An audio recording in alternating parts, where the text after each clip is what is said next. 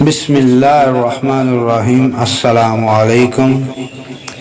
Sudan کے ایک شخص نے ایک مضمون لکھا ہے، اس میں اس نے اپنے ساتھ پیش آنے والے دو دلچسپ واقعات بیان کیے ہیں۔ پہلا واقعہ، مجھے آئرلینڈ میں میڈیکل کا امتحان دینا تھا۔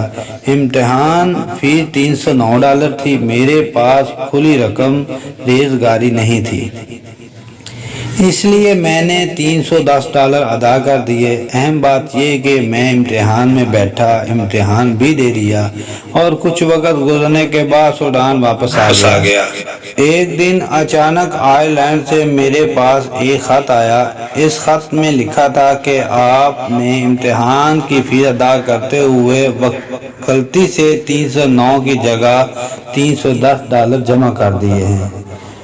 $1 کا چیک آپ کو بھیجا جا رہا ہے، کیونکہ ہم اپنے حق سے زیادہ نہیں لیتے۔ حالانکہ یہ بات وہ بھی جانتے تھے کہ لفافے اور ٹکٹ پر $1 سے زیادہ خرچ ہوئے ہوں گے۔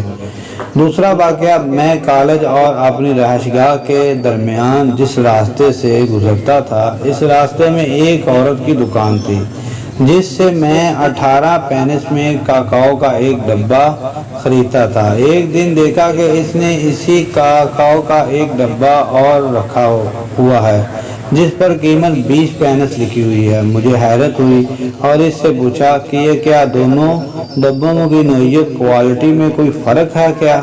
اس نے کہا نہیں، دونوں کی کوالٹی یکساں ہے۔ میں نے پوچھا کہ پھر قیمت کا یہ فرق کیوں؟ اس نے جواب دیا کہ نائجیریا، جہاں سے یہ کاکاؤ ہمارے ملک میں آتا ہے، اس کے ساتھ کچھ مسائل پیدا ہو گئے ہیں جس کی وجہ سے قیمت میں اچھال آ گیا۔ زیادہ قیمت والا مال نیا ہے، اسے ہم 20 کا بیچ رہے ہیں، اور کم قیمت والا پہلے کا ہے، اسے ہم 18 کا بیچ رہے ہیں۔ میں نے کہا پھر تو 18 والا ہی خریدیں گے جب تک یہ ختم نہ ہو جائے، 20 والا تو اس کے بعد ہی کوئی خریدے گا۔ اس نے کہا ہاں، یہ مجھے معلوم ہے۔ میں نے مشورہ دیا کہ دونوں ڈبوں کو مکس کر دو اور 20 کا ہی بیچو، کسی کے لیے قیمت کا یہ فرق جاننا مشکل ہوگا۔ اس نے میرے کان میں پھسپھساتے ہوئے کہا، کیا تم کوئی لٹیرے ہو؟ Are you رابر؟ مجھے اس کا یہ جواب عجیب لگا اور میں آگے بڑھ گیا، لیکن یہ سوال آج بھی میرے کان میں گونج رہا ہے کہ کیا میں کوئی لٹیرا ہوں؟ یہ کون سا اخلاق ہے؟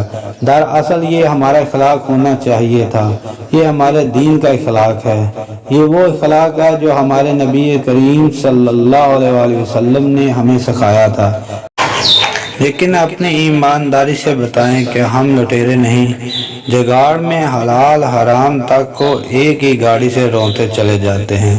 ذرا سوچئے اور خود فیصلہ کیجئے، ہم اب کس مقام پر کھڑے ہوئے ہیں اور آگے ہمیں کہاں تک جانا ہے۔